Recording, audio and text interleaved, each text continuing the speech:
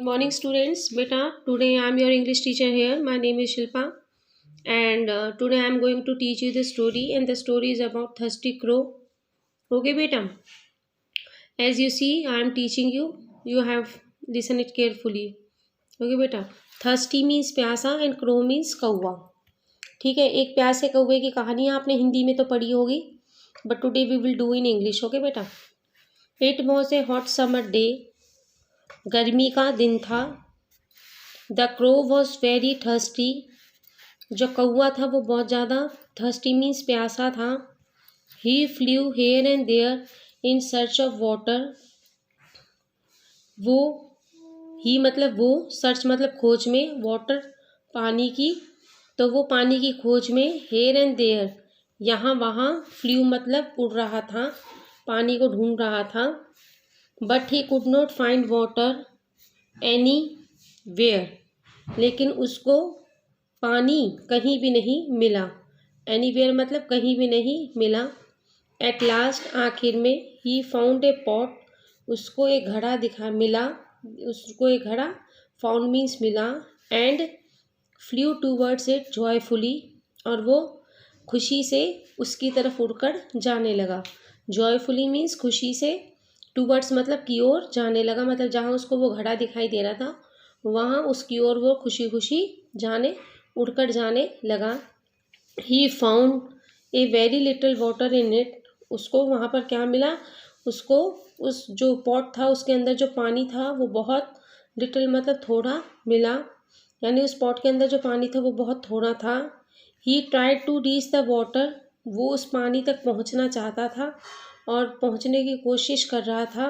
But he could not reach it. लेकिन वो पानी तक नहीं पहुँच सका. He strained a lot for it. और वो इसके लिए बहुत ज़्यादा क्या था? तनाव में था. स्ट्रेन मीन्स होता है बहुत ज़्यादा चिंतित था या तनाव में भरा हुआ था. बहुत ज़्यादा वो परेशान था क्योंकि वो प्यासा था और पानी सामने था, लेकिन फिर भी वो पानी तक नहीं पहुंच पा रहा था.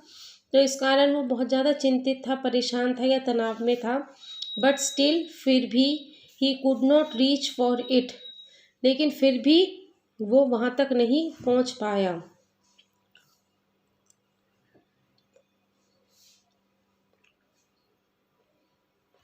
ही was not strong enough to do this. और वो वहाँ तक पहुँचने मतलब पानी जो था वो इतना कम था और इतना थोड़ा था कि उस पानी तक पहुँचने के वो एबल भी नहीं था, मतलब उसके योग्य भी नहीं था. इतना उसमें जान नहीं थी कि वो उस पानी तक पहुँच सके. The crow thought for a while. उसने एक समय के लिए सोचा. थॉट मीन्स सोचा. Looking around, he saw some pebbles lying around.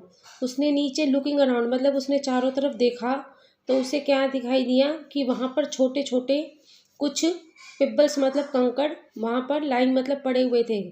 He started picking up the pebbles one by one and dropping each into the pot. उसने क्या किया? उसने एक एक करके, ही स्टार्टेड पिकिंग मतलब उठाना, स्टार्टेड मतलब शुरू किया. उसने उन पिबल्स को यानी उन कंकड़ों को एक एक करके, वन बाय वन मीन्स एक एक करके उठाना शुरू किया. और उठाकर उसने उनको पॉट में गेरना शुरू किया. ठीक है. As more and more pebbles fell on the pot, the water level kept rising. जैसे जैसे जो पिबल्स थे वो ज़्यादा से ज़्यादा जैसे जैसे उस पॉट के अंदर गिरता जा रहा था वो, तो उस तरह जो पानी जो था उसका जो लेवल था वो ऊंचा होता जा रहा था. The crow drank the water and flu happily. क्योंकि जो पानी का लेवल था वो ऊपर हो गया था और ऊपर आ चुका था, तो इसलिए जो क्रो था उसने उस पानी को पिया और वहाँ से वो खुशी खुशी चले गया. ठीक है बेटा. तो इस कहानी से हमें मॉरल मीन्स क्या शिक्षा मिलती है? Where there is a will there is a way. जहाँ पर चाह होती है वहीं पर ही राह होती है. मतलब आप देखिए वो कौवा जो था वो उसने कितना मतलब मेहनत करी और आखिर में फिर भी उसकी जो मेहनत थी वो रंग लाई. उसने अपना जो विश्वास था उसको बिल्कुल भी नहीं तोड़ा. है ना बेटा. आई होप सो आप सबको ये कहानी बहुत अच्छी लगी होगी और समझ में भी आ गई होगी.